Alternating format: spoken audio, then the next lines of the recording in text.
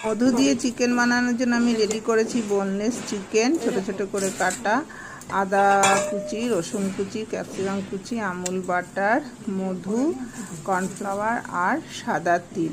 তো আমি এবার কী করে বানাবো সেটা বন্ধুরা দেখো।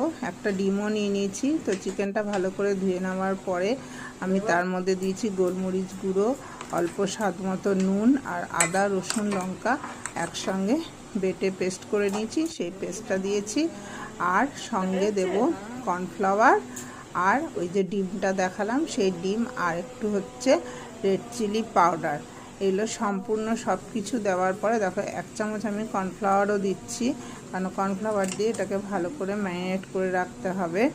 তো কর্নফ্লাওয়ারটা দেওয়ার পরে আমি ভালো করে এটাকে মাখিয়ে নিয়েছি। দেখো বন্ধুরা, ভালো করে মাখিয়ে নিলে বেশ ভালোই লাগে খেতে। অনেকক্ষণ মাখিয়ে রাখতে হবে, আমি প্রায় 15 থেকে 20 মিনিট ওটাকে মাখিয়ে ম্যারিনেট করে আমি রেখে দিয়েছি। দেখো ওই ডিমটা যে দেখালাম সেই ডিমটাও দিয়ে আমি দেখো ভালো করে একটা চামচ দিয়ে ভালো করে সেটাকে আমি মাখছি।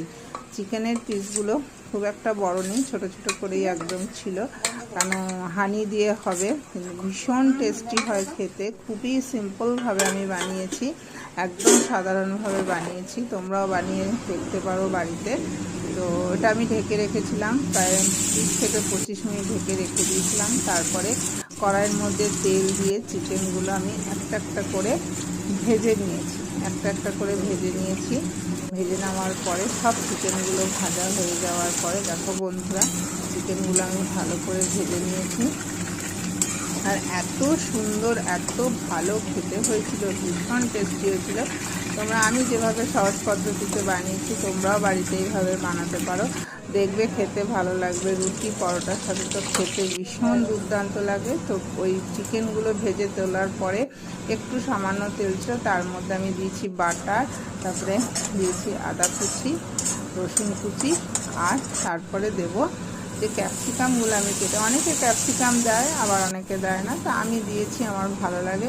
তারপরে দিলাম টমেটো সস, তারপরে দিলাম দেখো বন্ধুরা সোয়া সস, সব সামান্য করেই দিয়েছি, মানে আন্দাজ মতন। আর আমি সাদা তিলটা ধুয়ে নিয়ে তারপরে দিয়েছি। এরপরে দিয়েছি আমি আন্দাজ করে মধু।